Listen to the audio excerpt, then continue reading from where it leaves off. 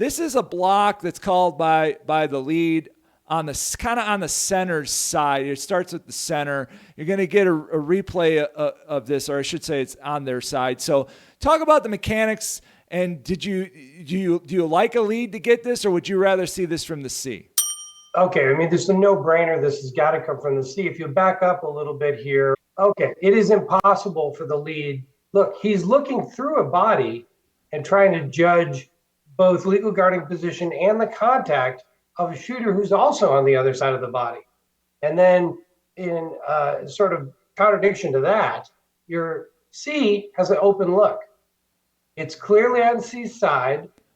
I don't think this is a situation where lead could have rotated, and C has to be able to get this call. It absolutely has to get this call. Now, I would say this: if C doesn't have a call, we're going to have something. I mean, there is a lot of body contact here, and at least we have a whistle, because if you go back and watch C's behavior, he's just moving his torso a little bit. He's not even trying to get to see what's coming.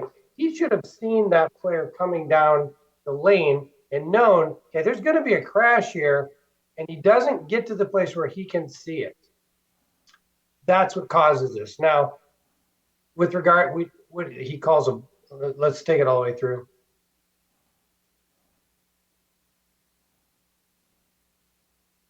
Okay, so he's waiting, as he should. Lead's waiting, and then he calls a block, which is what I have as well. I would wait.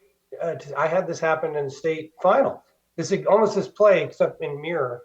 The C official didn't have a call, and I looked and looked, waited for him to call. He didn't have it, so I went ahead and I already had this, so then I went with, I think it was a charge.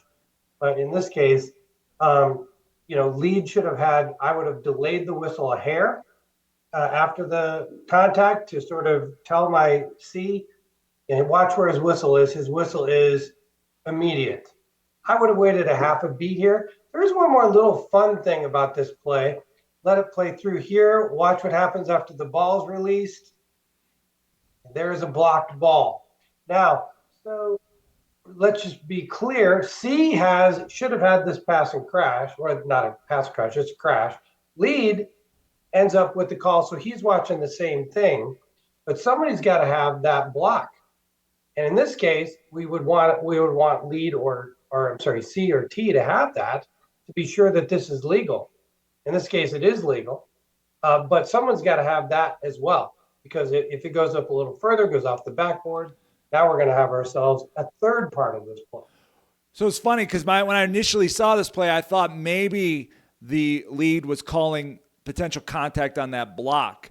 Right. That's what, because that would have been his coming over if there was contact, not necessarily the block charge part of it, but then he ended up going with the block. But you're right. I guess it's, just real quick, talk about reaching across and, doing the things that if we have to, we have to. If we have to do it, we got to get it right.